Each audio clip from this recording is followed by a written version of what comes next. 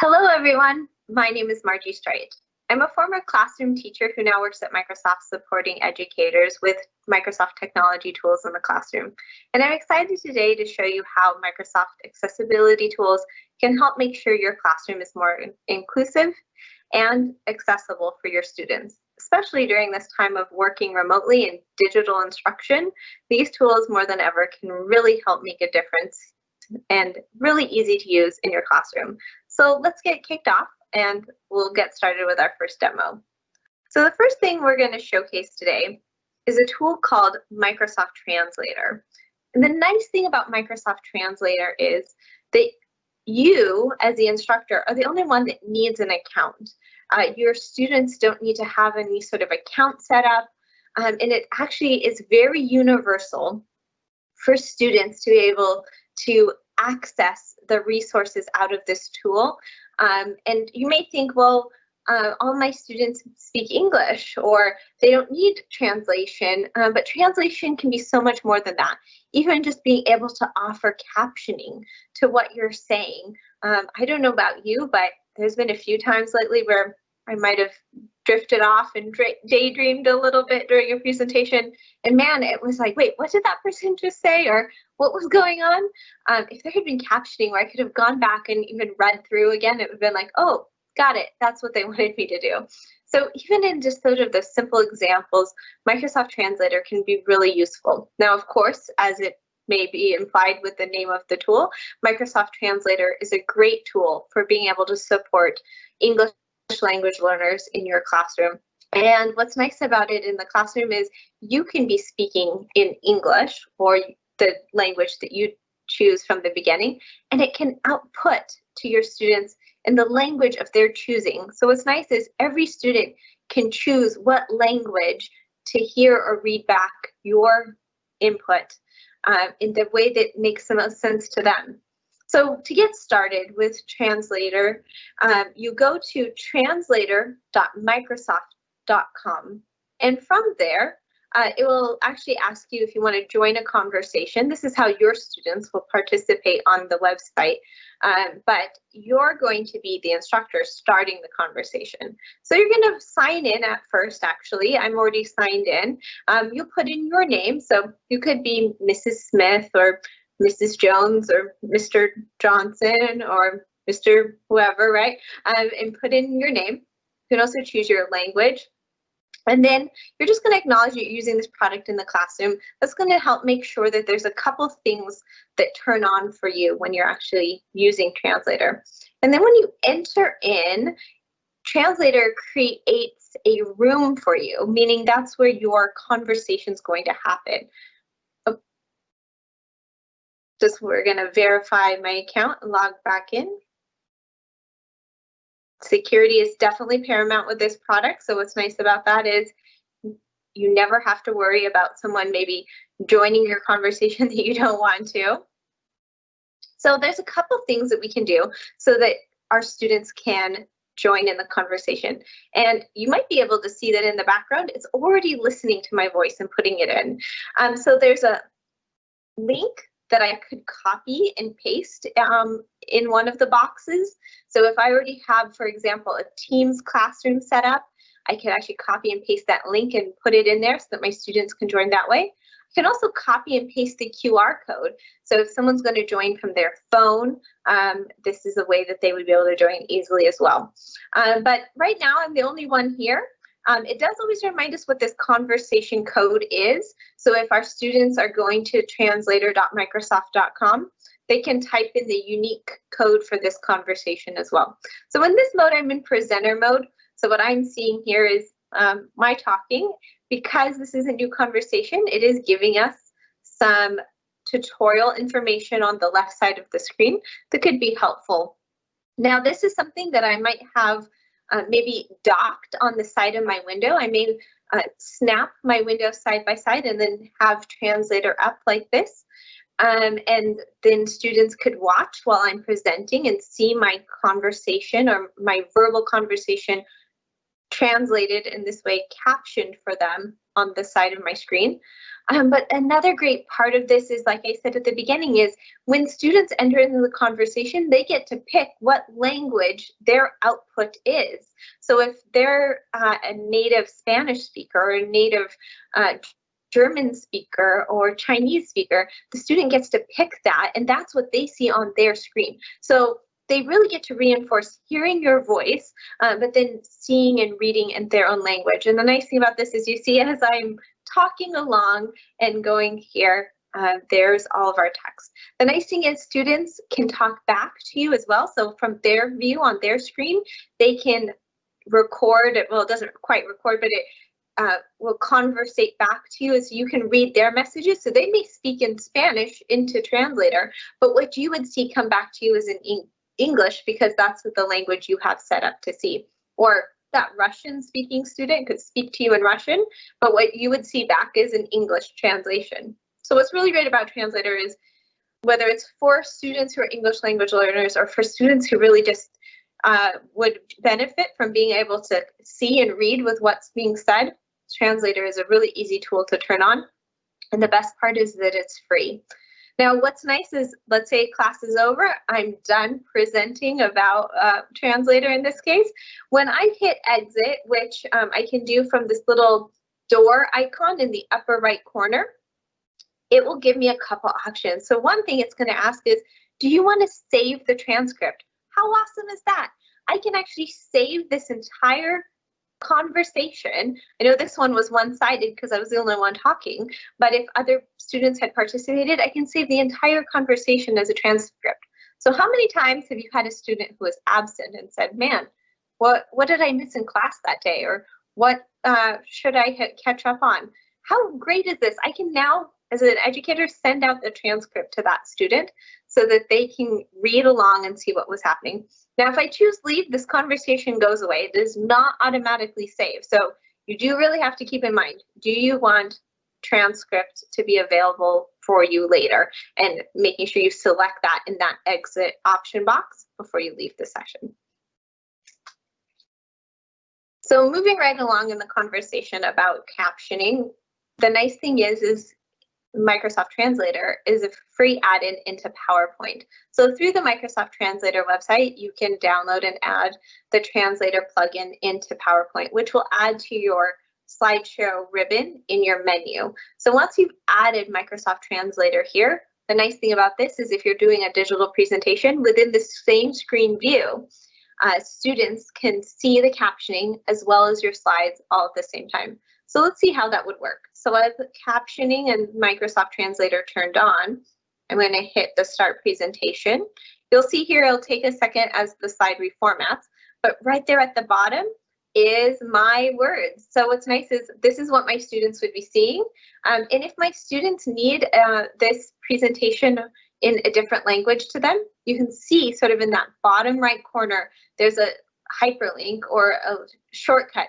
So www.translate.it / for the special code for this presentation. So the students could join from their own device and select the language of their preference. So the nice thing is, as a teacher today, I can go through, I can deliver this presentation, I can talk all about orca whales and the things that I would want my students to be able to learn about orca whales and their food chain and their habitat and all those other great things. And as you can see at the bottom of my screen, the Microsoft Translate is putting all the words right in there for us. And then when I hit end or exit out of this, you'll see that it's actually going to keep going through that translation and the captioning. So I've actually stopped presenting, but it's still kind of keeping track of that, although I have it muted, so I can unmute and let it keep going. So even when I'm just presenting my screen, I can keep it going there as well. So one thing to note here is if you want to save that transcript, or just like we saw on the online, we're going to utilize the ellipses of our translator bar here to go into that menu to save it. So just like we saw online, right within PowerPoint, I can use the translate feature to create those captioning services for us, but then save this as an actual transcript. And you can choose to do things like mute your audience and some fun stuff there too. But really great to see that that's a further extension of how Microsoft Translator can help you as a classroom teacher. So moving right along with accessibility tools that you can use in your classroom, one of the things that you might want to be able to do is check the accessibility of the files and the presentations you're creating. If you have a student that uses, for example, a screen reader, there could be potential hiccups for a screen reader being able to smoothly read through a document or to be able to read the document in the correct order. And some of those things can be hard to maybe check manually. Or even for a student who's colorblind, sometimes a chart, if you're referencing certain colors and you're like, look at the red part of the chart, but if they're colorblind and can't see red, then that could be really difficult, right? So what can be helpful is being able to have the tools check accessibility for you and then even give you some examples of how that works. So let me show you an example of how we can use Accessibility Checker in our Office documents across PowerPoint, Word, Excel, and many other tools to be able to make sure that those files are accessible. So here we are back in our Orca Whales presentation, and we want to make sure that this presentation is accessible for all of our students with the Accessibility Checker.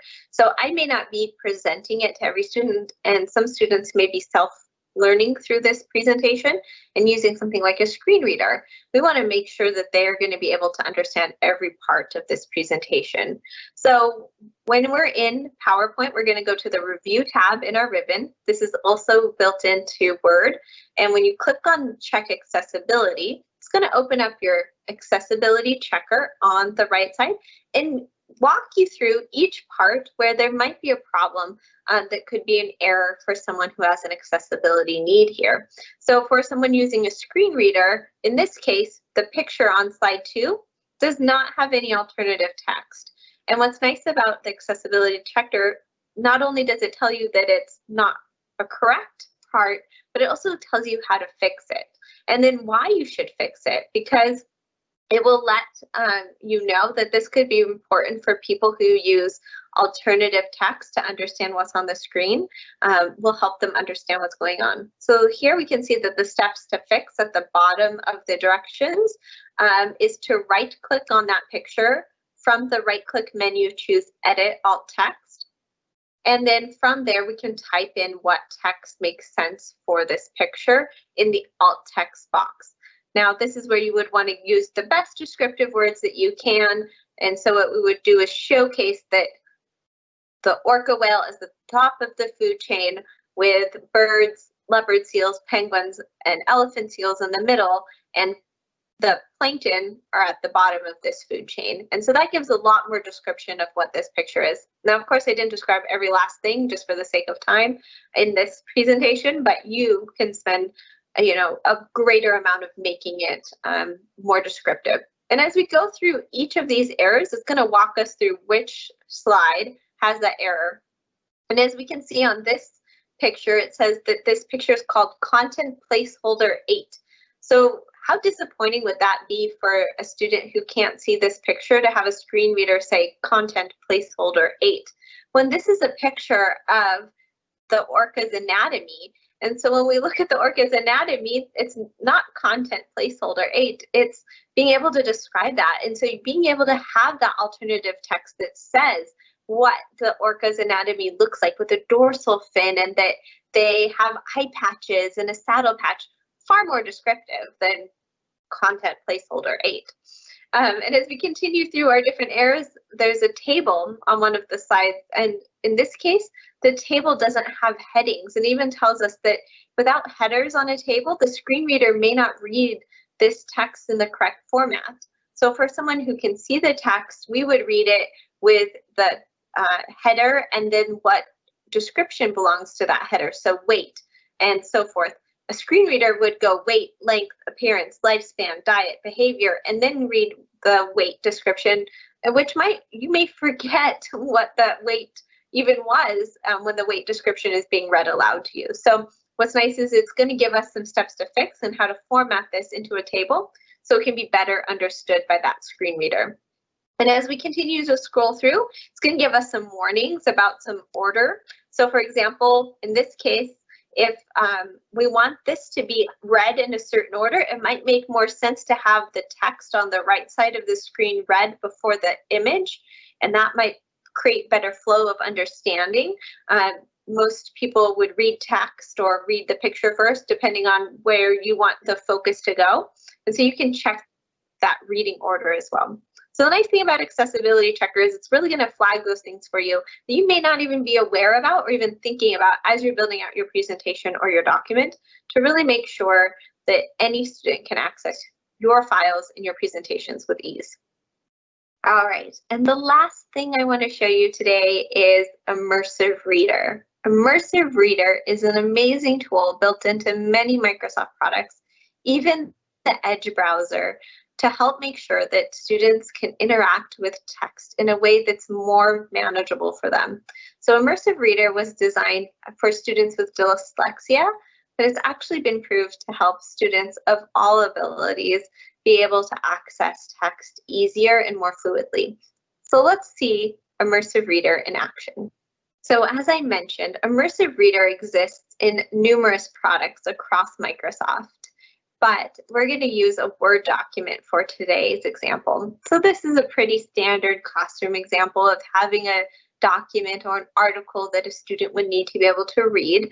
And if you had dyslexia, the spacing of this text or maybe the contrast of this text might really be an interruption for your ability to really understand and comprehend the text. So the nice thing is when we go into View, we can turn on Immersive Reader. You will also, again, find Immersive Reader as a button throughout multiple Microsoft products. So what it does is it will transform this document so that we can work through it in a much more synchronized way for my abilities. So we can use our menu here at the top to do things like change the page color. So if I need a different contrast or inverse, you can see that those colors, as I hover over them, will give me a peek of exactly what they'll do. So maybe for me, if it's not necessarily a white background, that might help me read better. I can also change out the text spacing. I can also turn on syllabication. But how many times as maybe a teacher, you've taken a piece of cardboard or tagboard and cut a little window in it for a little line reader for students? Well, the nice thing about this is we have line focus built right in here as well. And so for the student, I can go line by line and read each text line one at a time. And I'm really going to reduce my distractions here as well to be able to just focus on that piece of text. Now I'm going to turn line focus off for just a moment, but you can set to different levels there as well. And then I can also choose to have this read aloud to me. So if I am just not comprehending it, maybe it's easier for me to hear auditorily, I can turn on read aloud and have it read aloud to me as well. So what's nice about this is it's really going to transform how I can immerse myself right into this document and be able to comprehend more. And if I close out, it goes right back to the main view of that document. And I can continue to work on it. Now, the nice thing about Immersive Reader is it's also a great tool for just hearing your own words being said back to you. So if you turn on Immersive Reader and hit the button to hear aloud, if you don't have someone to edit your paper for you, it's also just a really great way to just hear maybe some errors that you can't catch just by reading through. Sometimes there's certain things that maybe the spell checker won't catch or grammar checker because technically it's spelled correctly. You just may have typed in the wrong word, like words like dessert and desert or loose and lose. They can be very close and sometimes miss just in a quick scan. But when you hear dessert and desert read aloud to you, it's like, oh, that's not what I meant to say there. So even for just a basic editing way, I think using Immersive Reader can really help a wide band of your students. I hope you all had fun learning maybe one new thing about applying accessible and inclusive technology into your classroom to help make sure all your learners can access the great things that you want to teach them, whether it's in person or virtually. And some of the tools we visited today, we were only able to visit just a portion of them, but don't forget that tools like Immersive Reader, you can access through multiple programs. So if you're using OneNote or OneNote Class Notebook, using Immersive Reader there is really going to open up those notes to students. Or if you're using Teams in the classroom and have a Teams class, Immersive Reader is built into your posts as well. So look for it as you're going throughout your tools.